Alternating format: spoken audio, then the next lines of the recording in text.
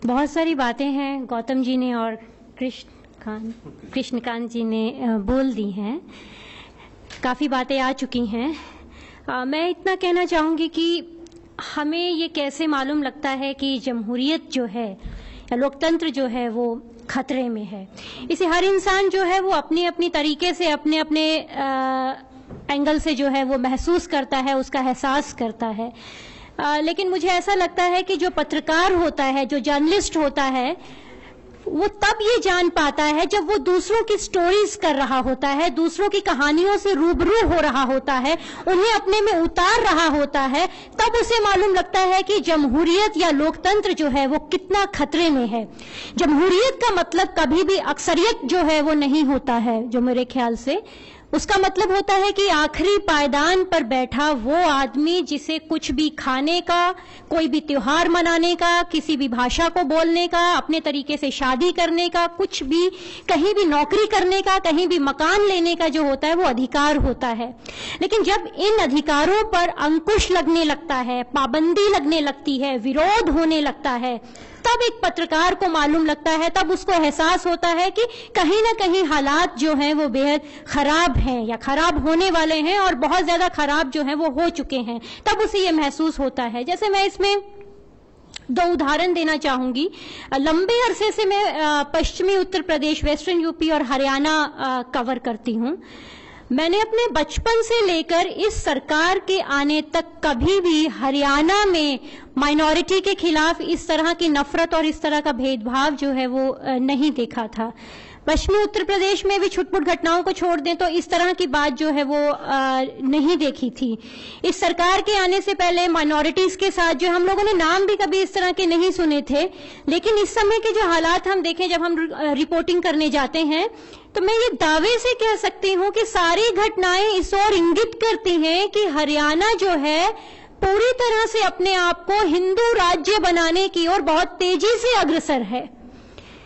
त्योहारों पर वहां की पुलिस तय करेगी कि आपकी बिरयानी में क्या डलता है, क्या डलेगा, क्या नहीं डलेगा, आप कौन से त्योहार करेंगे, आप कहां पर रहेंगे, आप कौन सी भाषा बोलेंगे।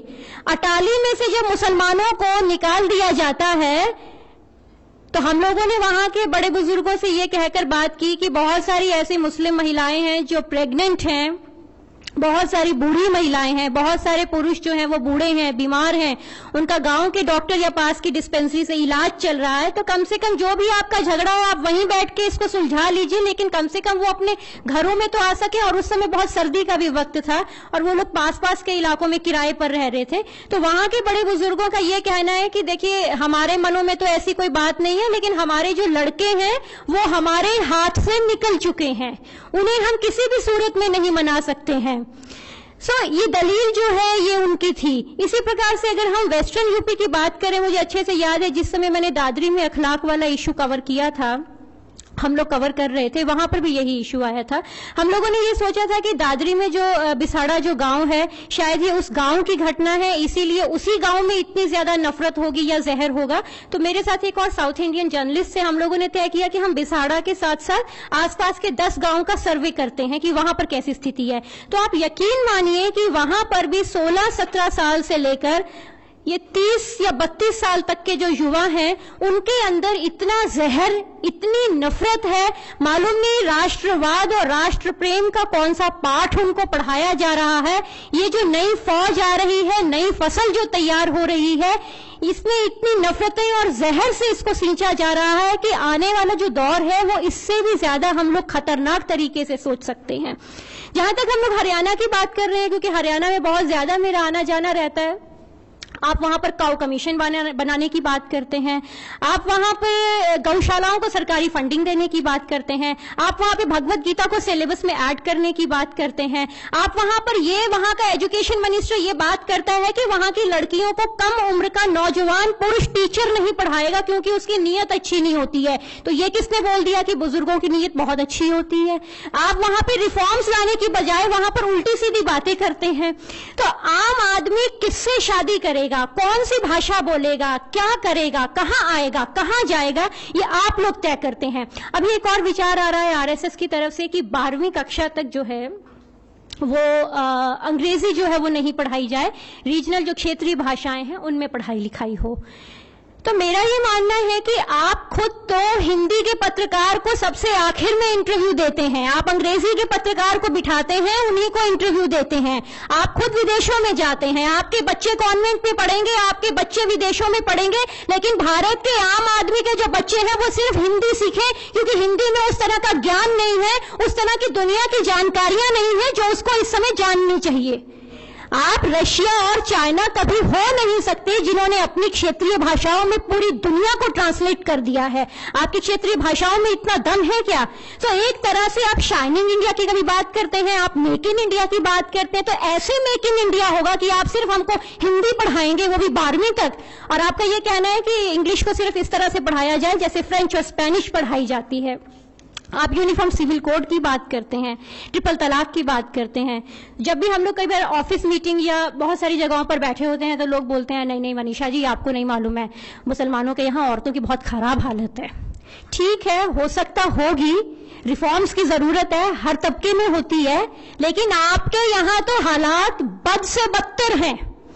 हरियाणा में आए महीने दलित औरतों के साथ रेप की घटनाएं होती हैं और आप बोलते तक नहीं हैं उस पे।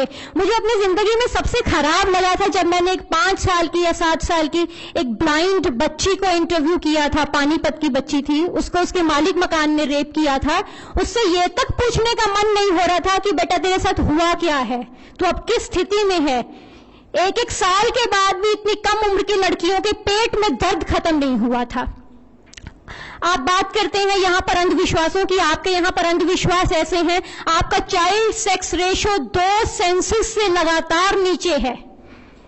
उत्तर प्रदेश की अगर हम लोग बात करते हैं तो उत्तर प्रदेश के उन जिलों में चाइल्ड सेक्स रेशो लड़कियां सबसे कम है जहां के लोगों को मुसलमानों की महिलाओं की चिंता है। बागपत में सबसे कम है, मुजफ्फरनगर में सबसे कम है, मेरठ में सबसे कम है, गाजियाबाद में सबसे कम है, सहारनपुर में सबसे कम है, और यहीं के लोग ज्यादा उत्पात मचाते हैं हर चीज को लेकर। आपके यहाँ पे अंधविश्वासों की ये हालत है। मुझे याद है अच्छे से कि मैंने एक बार एक फेलोशिप के दौरान में हरियाणा में काम कर रही थी। बेटा नहीं होता है तो औरतों के साथ किस तरीके से बदसलूकी की जाती है, तो वहां की औरतों ने मुझे बताया कि यहाँ पर ये हालात है कि मेडिकल ट्रीटमेंट तो जो हमारे चलते हैं सो चलते हैं, लेकिन यहाँ पर एक और बहुत अंधविश्वास चलता है कि लोग बोलते हैं कि मोर के पंख का पाउडर बना के गाय के दूध के साथ चांदनी रात में लो तो बेटा हो जाता है।